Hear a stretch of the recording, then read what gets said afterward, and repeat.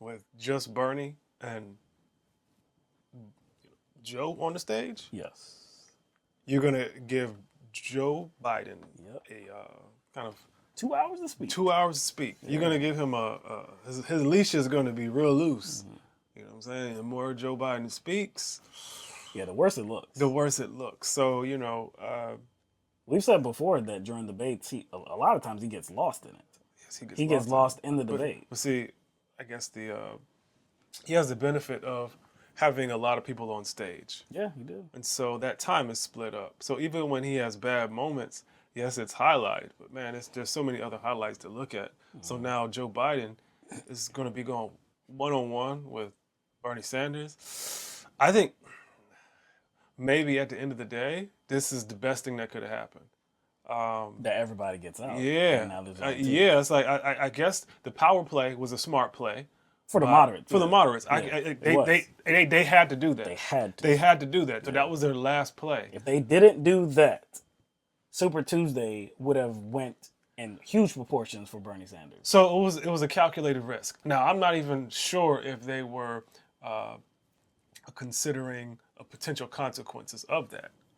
Benjamin Dixon, a progressive journalist and commentator, he suggested that on Twitter that it might backfire. The consolidation might backfire because who they chose to consolidate behind.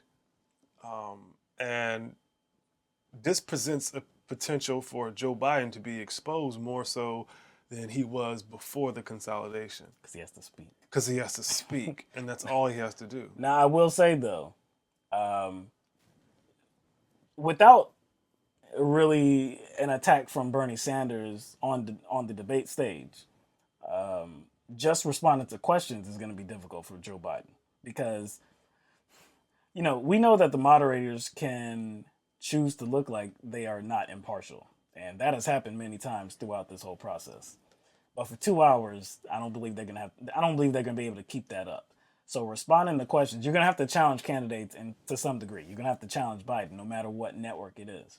So just responding to the questions presents it's a pretty difficult situation that Biden's going to be in. But I do believe that going forward, we're going to have to see a different Bernie Sanders. We're going to have to see a different Bernie Sanders that we saw in 2016 and that we've seen virtually the whole time throughout the 2020 campaign as well.